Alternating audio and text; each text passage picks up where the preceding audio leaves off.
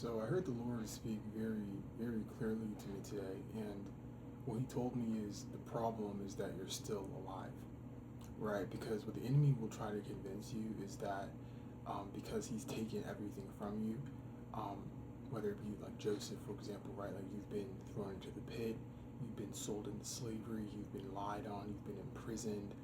The devil will make you think that all is lost because you've sort of experienced a lot of trials and tribulations, but the reality is that you're still breathing.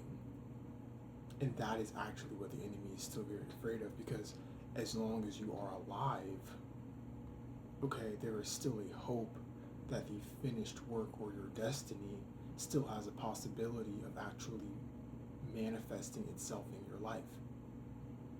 Okay, so you have to understand, like, the devil will literally send people your way to kill, steal, and destroy you. Literally.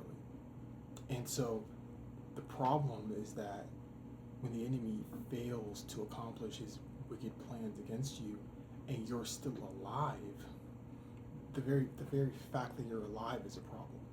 Because I am telling you, the devil will convince you that because your mental isn't right, because your finances are not right, because you don't know maybe where you're going, you're confused, the devil will make you think that that is like a pressing issue, when the reality is that you can be set free from anything. You can be delivered from anything.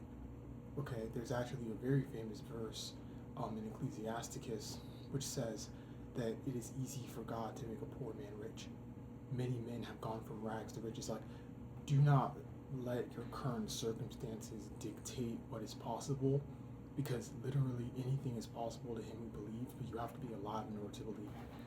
And so, but I just felt the Lord tell me that very clearly. Like, there are people who are literally upset at the fact that you're still alive, because as long as you are alive, there is a possibility. Okay, and I'm going to use an example from this show. I don't recommend you watch this show. It's a pretty carnal show called Game of Thrones.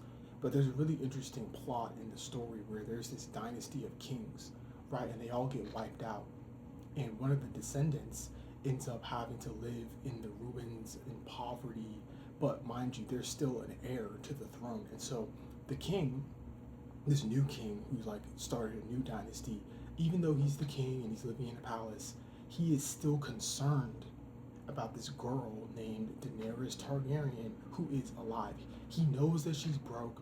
He knows that she has no money, no friends, but the very fact that she's alive is a problem.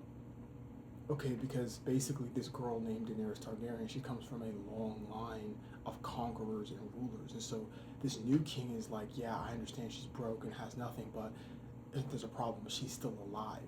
And I can't fully rest because of the fact that she's still breathing, because there's still a possibility that she might rise up. And so, in the story of the Game of Thrones, that's exactly what ends up happening. Like, she literally goes from being poor and destitute to being a commander of armies.